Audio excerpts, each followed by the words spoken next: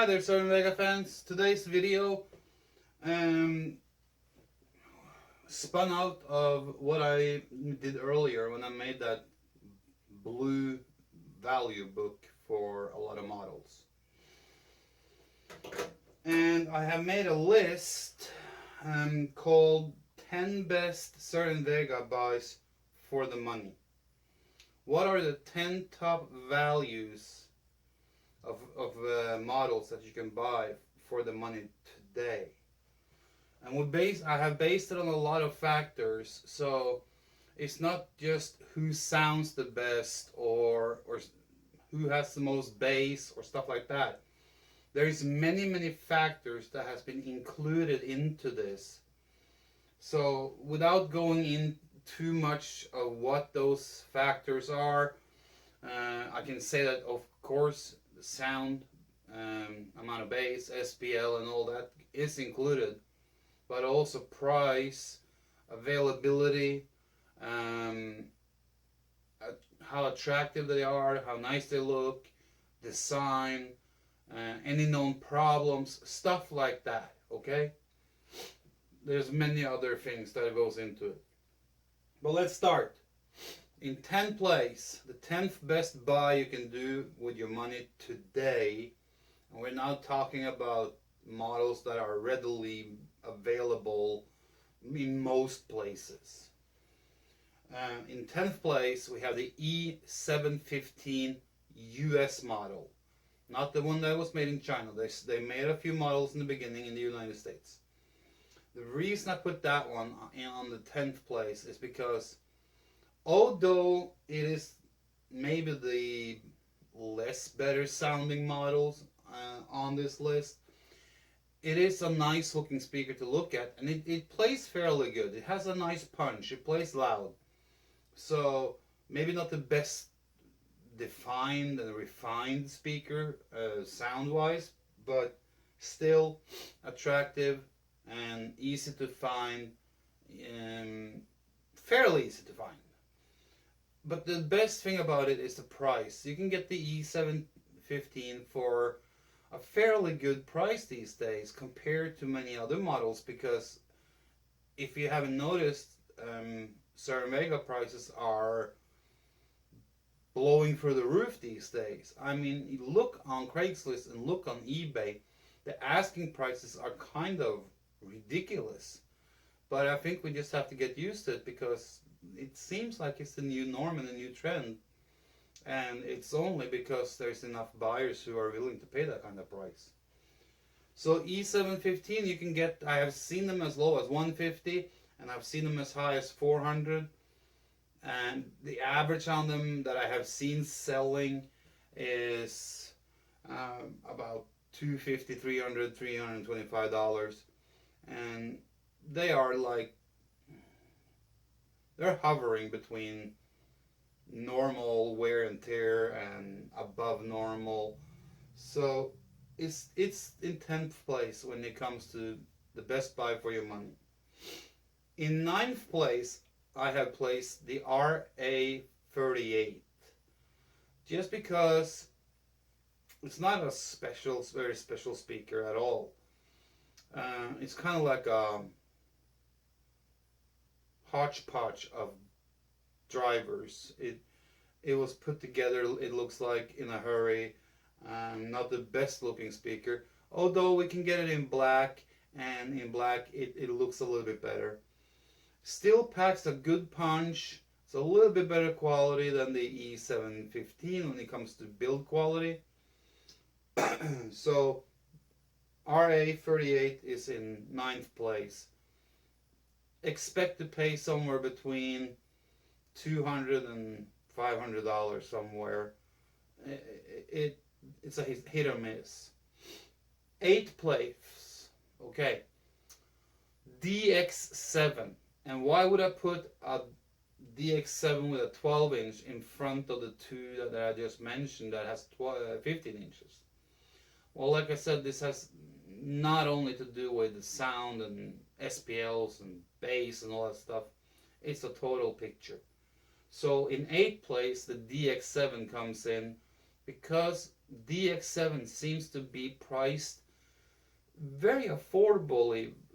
It has a very affordable price right now, although the price is trending up on those too.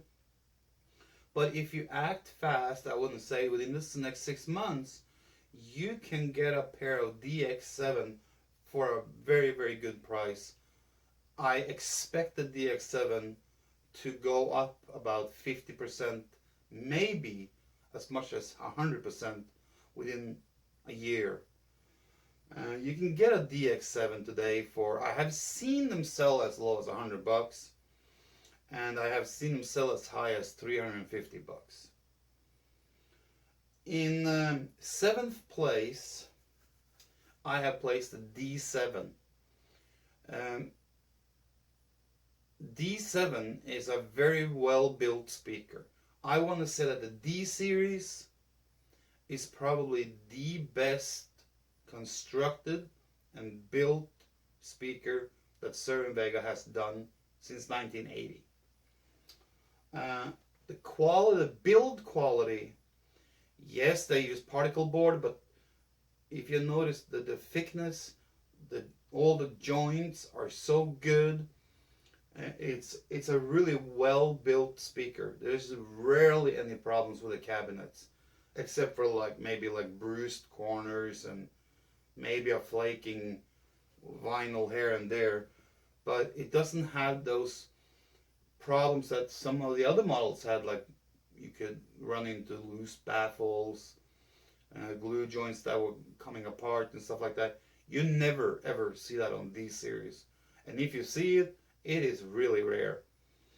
So D7 in seventh place, just because of the sound quality, the build quality, and it looks awesome.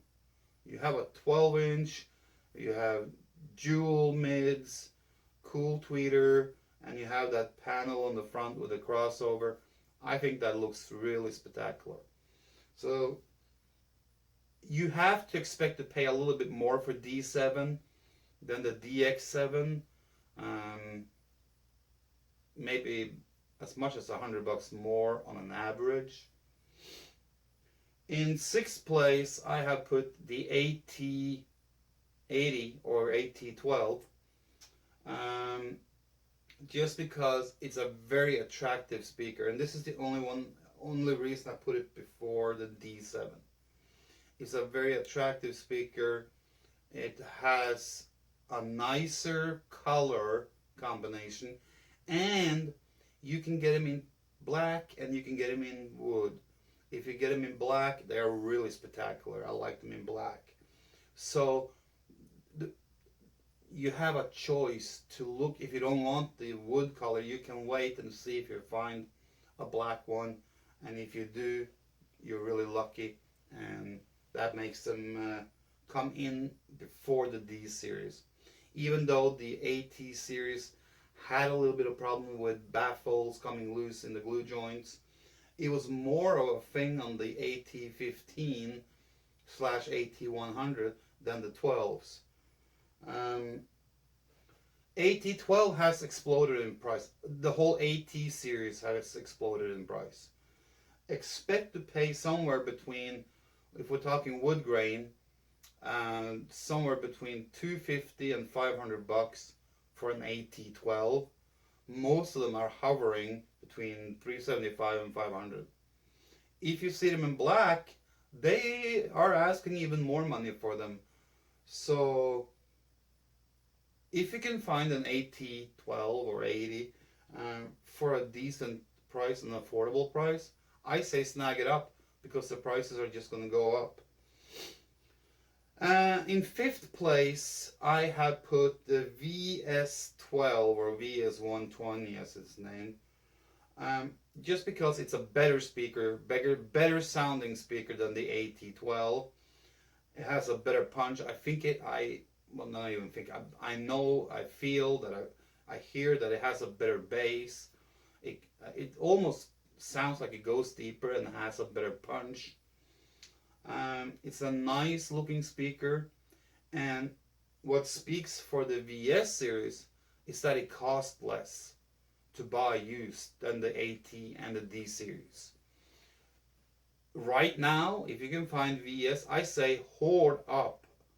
Become a hoarder on VS series, because the VS series is priced lower than the other models. Yes, you have a few people here and there that think they have 24 karat gold and is asking an arm and a leg, but in general, the VS series, both the 12 and the 15-inch model, cost less than their counterparts. So that's why I put the VS12 in 5th place. In 4th place, I have put the DX9. The reason I put DX9 in 4th place is not because of its good looks, because it doesn't have good looks. It has an okay look, but it has good sound, and there's rarely any problems with the drivers. There's rarely any problems with crossovers. There can be, with the same as AT series, some baffle issues on certain models, but it's not a big problem. The motor on the woofers are really something special, so that's why I put it in 4th place. And the fact that you pay less for the DX series than the AT series. In 3rd place, I have put the D9. And the reason I have done that is because, again, the build quality is exceptional. It's better than any other. The looks of the D9 is even better than the D7. You have the 15-inch woofer, dual mids, cool tweeter looking, the panel with the knobs and the crossover, and it is just a good, stunning looking speaker. And the fact that you can get it in gray and black edition adds to the overall thing, and that's why I put it in 3rd place. The sound is awesome. It has a little bit less bass than the other ones. It's not as deep. It has punch, but I feel that it's not that deep as the other models. In 2nd place, I have put the VS150. And the reason I put VS150 in 2nd place is very much the same things why I put the VS120 in 5th place. It looks good, it plays really nice, and the VS150 has a very deep bass, a very nice punch, and you can power it really well. It looks good. It has good, fairly good build quality. There is not too many problems been reported with it, and the mid-range is in the VS150 was the mid-range that was praised in a lot of hi-fi magazines as a very good sounding mid-range from Cerwin-vega, and I like the overall performance of the VS150. The best thing with the VS150, however, is you get all that and you don't have to pay an arm and a leg for it. You can find a VS150 as low as $250, and you see them at $300 and $350 most of the time, and some are like $400 or $500. But you can get a good model, you can get a good example, a good pair for $300. In today's market, where prices are skyrocketing, why would you not jump on a VS150 for $300? That's almost a bargain today compared to the other models that is on the list. First place is going to shock you. And in 1st place, I have put the 380 SE Special Edition model. The 380 I have put in 1st place because it has an awesome sound, okay? Very cool looking speaker. One of the better looking sound speakers from Cerwin-vega in the later years. The sound is really good. There's rarely any problems with it, and it has a cloth surround, so unless you rip and tear it by accident, you're not looking at refoaming jobs anytime soon. So the value there is very high. And the fact that you can get them from $300 up to about 500, maybe some are listed at 6, but you can get a good looking pair, good working pair in good condition and good cosmetic condition for $350, $400, $450. To me, that's an extreme good buy for a good looking speaker that sounds awesome and where you have minimal fear of foam rot and all that stuff. So first place in my mind is the 380 SE.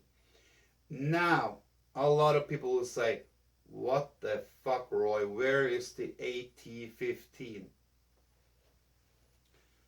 If I made a list that contained the top 11, the AT15 would be in 11th place. And the reason that the AT15 or AT100 is not on this list has nothing to do with the sound, has nothing to do with the looks. It has to do with it. AT100 have had some issues with their front baffle. I have repaired and modified a lot of AT15s that had baffle issues. So compared to the other ones, the frequency of that is higher. I think it was something with the glue they used. So after some years, the glue dries out, it loses its hold, and because you have a 15-inch that is kind of brutal, because it plays loud and plays with a lot of SPL, it puts so much strain on the front baffle. So I think that has something to do with it. Plus, in today's market, everyone, there is so many ATs out there, okay? You can get them in black, and that's a positive thing. But the problem in today's market is that even a seller that doesn't know Cerwin-vega very well, most people have heard of the AT series. And every seller on Craigslist and every seller on eBay thinks that the AT series is the holy grail of speakers from Cerwin-vega. And they are asking prices from that. I have lately seen 6, 7, 8 pairs for sale, and I haven't seen one pair yet that has had an asking price less than $500 or have sold for less than $475. They range from like $500 up to $1,200 in asking price.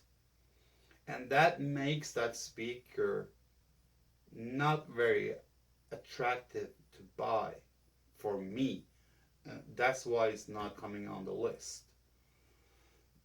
The ones that I told you that I have put on my list is what I consider to be the best buy for your money, which means how can I get most for my money and spend less and get more.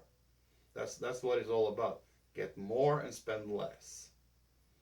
And I believe that the models that I have put up here are the models that are going to give you more for less money. And that is the top 10 best buys your money can do on Cerwin-vega speakers today, April 2017.